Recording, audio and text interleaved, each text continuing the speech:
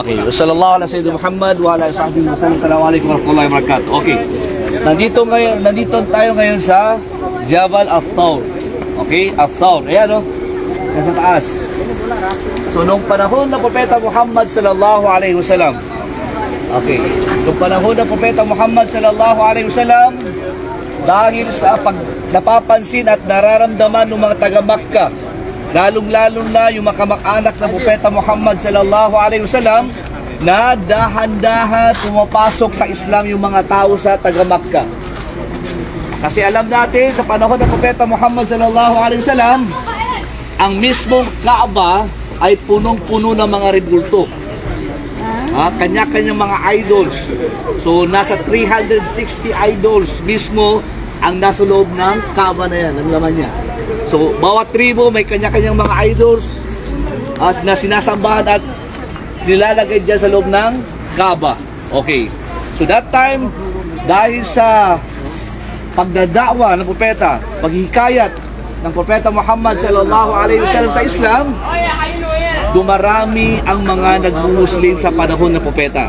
Kaya dumating yung time na inutos ng magtaga-Quraysh na Makkah dito na dapat i-assassin na ang Propeta Muhammad sallallahu alaihi wasallam. Kahit saan makita ninyo, patayin.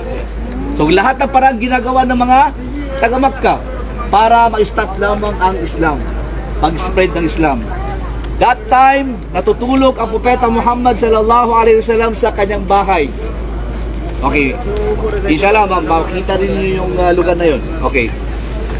Nung natutulog ang Propeta Muhammad sallallahu alaihi wasallam sa kanyang bahay, biglang nagising ang Propeta Muhammad sallallahu alaihi wasallam dahil sa napapansin niyang may mga tao na nag-aaligid sa kanyang bahay.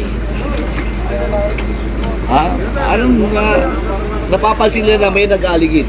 So that time nandun si Ali na pamangkin o pinsan o pamangkin mismo ng Propeta Muhammad sallallahu alaihi wasallam that time. So ginawa niya, nagpalit sila ng higaan doon sa mismong tinulugan ng Propeta. Sabi niya, Ali, lumipat ka sa aking higaan. Kasi alis ang Propeta, mag-escape siya para masave yung buhay niya. Imagine nyo, si Ali mismo nag-sacrifice sa kanyang sarili at that time na pumalit doon sa kanyang higaan. Kasi i-assassin ng mga tao. O patayin nila.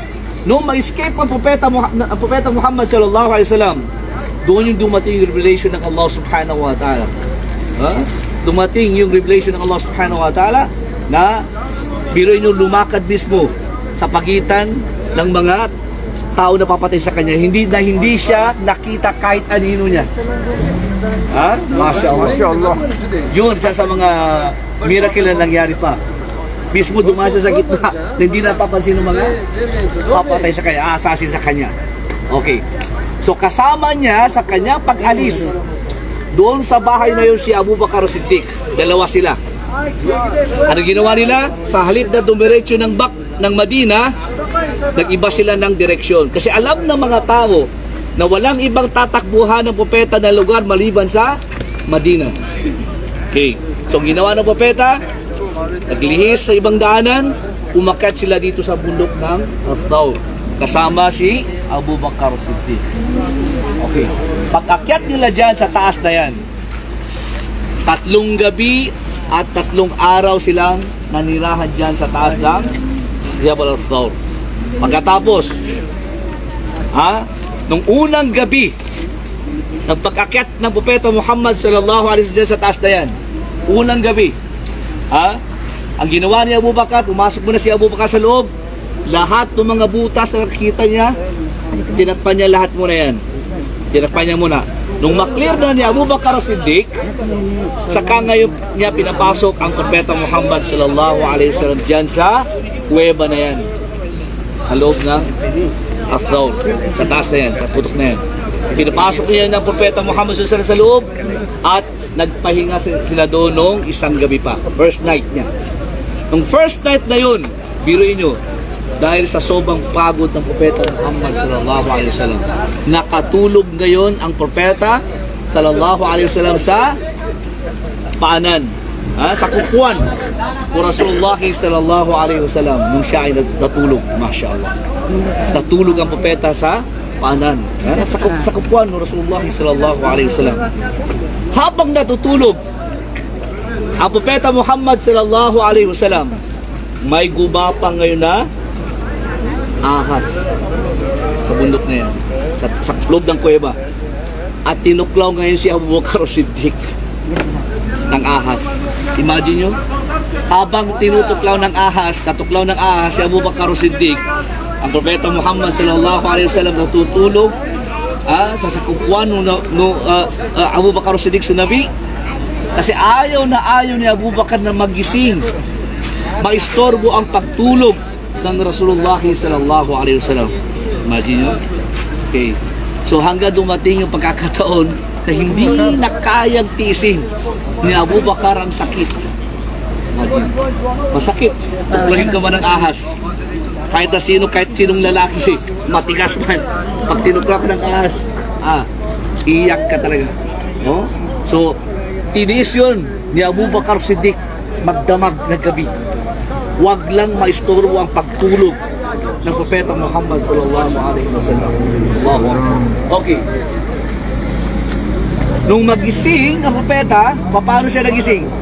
Pagka umaga na, dahil hindi na kinaya ni Abu Bakar, tumulo na ang luha niya doon sa mata ng propeta Muhammad sallallahu alaihi wasallam habang natutulog. Allahu Akbar.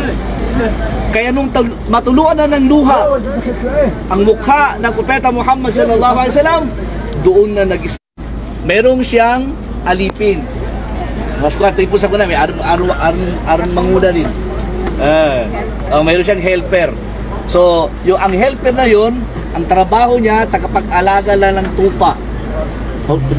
Sa kambing.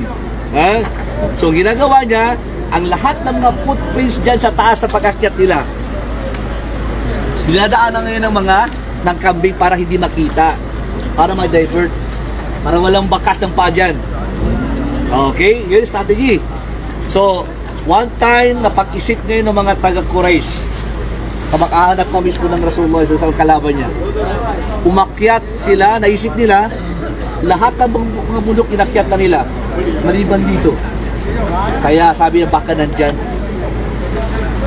Ginawa ng mga taga-Quraysh, umakyat sila dyan sa taas. Yan yung pang 3 days na. Okay?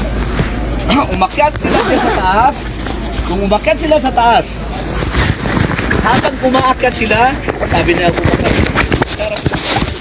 nandiyan na sila. Nandiyan na sila sa baba. Umakyat na. Anong sagot sa propeta Muhammad sallallahu alaihi wasallam?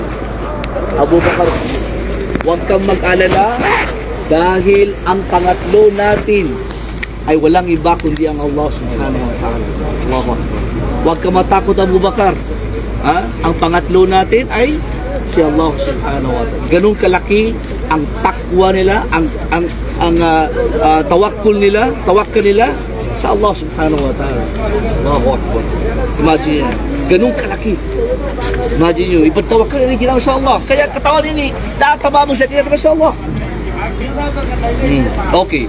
So, that time mismo, oras na yan, paparati pakit na yung mga papatay sa kanila. So, nagpadala ang Allah subhanahu wa ta'ala ng isang spider. Ano yung spider ko? Gagamba. Okay. Umakyat, nagpadala ang Allah ng isang gagamba at nag-form ng lawa-lawa, ng web sa loob ng pasukan entrance ng kuweba na yan. Tapos nagpadala pa ulit ng 2 ibon at nangitlog pa mismo, gumawa ng nest. Nangitlog pa sa gitna. Kaya, tama-tama pag-akyat ng mga taga-Quraysh. Sabi pa ni Abu Bakar, Ya Rasul, kung titingin sila sa baba, makikita nila tayo. Allahu Akbar. Makikita nila tayo. Pero, nung mapaisip yung mga taga-Quraysh, nandun na siya sa butas na yun, sa kuweba na yun, sabi na, imposible na may tao dito. Kasi, merong gagamba, nag-form na rin. Meron pang 2 ibon, nag-itlog pa. Sabihin, walang tao dito. Kung may tao yung matatagal yan. Okay? That time, ginawa ng mga tao is bumaba na sila. Na-save ngayon ang buhay na dahil sa pagtitiwala na sa Allah subhanahu wa ta'ala. Allahu Akbar. So, noong bumaba na, wala na doon yung mga taga-Quraysh dito sa Makkah, unti-unti na rin sila lumabas ang Propeta Muhammad sallallahu alaihi wasallam kasama si Abu Bakar papunta ng Madina. Imagine yun, ilang oras travel natin doon? 6 hours. Lakad nila yan papunta doon. So dito pa lang sa Makkah, yung lahat ng mga footsteps ni Abu Bakar at Propeta Muhammad sallallahu alaihi wasallam, para lang malinlang yung mga footsteps nila, yung alalay mismo o yung helper mismo ni Abu Bakar Siddiq, yung trabaho niya, nagdadala siya ng tupa para hindi makita yung mga daanan nila. Magawa niya tapos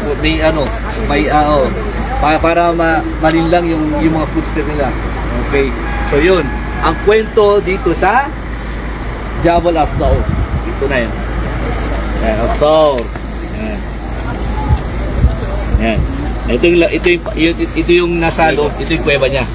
Yan, alhamdulillah, mashallah. Yan ang kuweba niya.